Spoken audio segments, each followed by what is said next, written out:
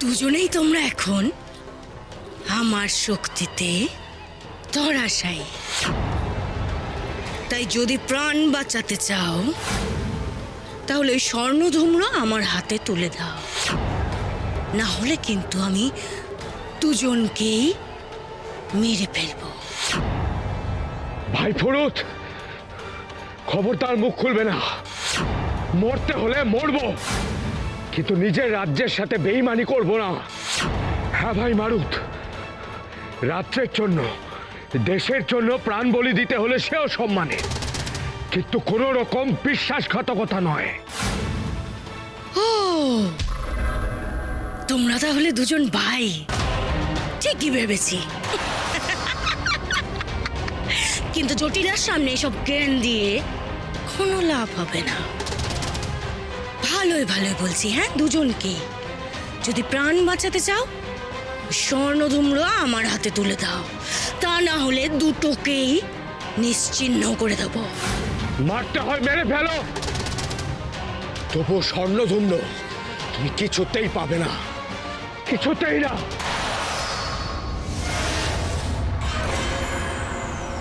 সাবধান জটিলা।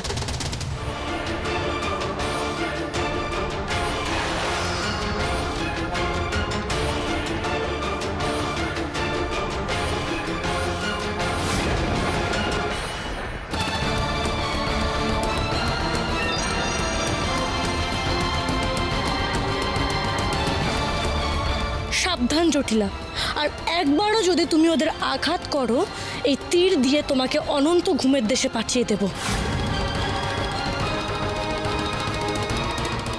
হ্যাঁ, না না না না না না, দয়া করো রূপমতি, আমাকে দয়া করো, আমাকে ঘুমের দেশে পাঠিয়ে দিও না। আমার আমার কি হবে তাহলে?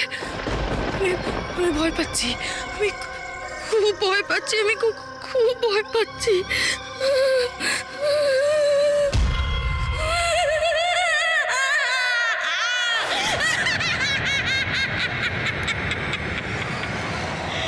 রূপমতি,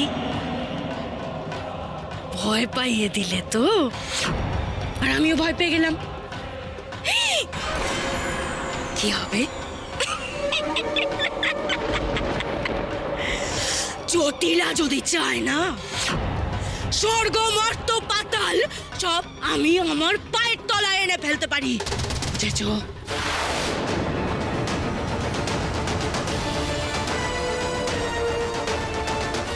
নিজের লক্ষ্য পূরণের জন্য সব করতে পারি। জটিলা,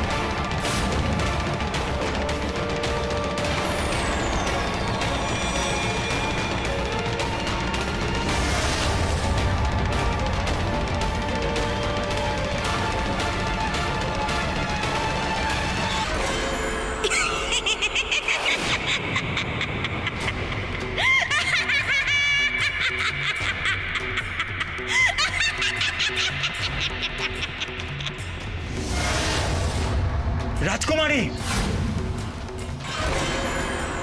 ঘুমের তীর তো জটিলার উপর কাজই করছে না। যা, কি হবে?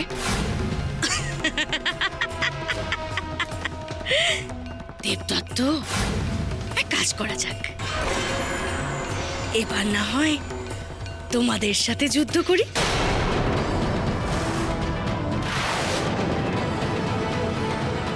রূপমতির সাগরেদ না তোমরা? আমার দলবলকে খুব তো ঘুমের দেশে পাঠিয়ে দিলে, এবার জটিলার সাথে যুদ্ধ করো, কেমন? রাজকুমারী,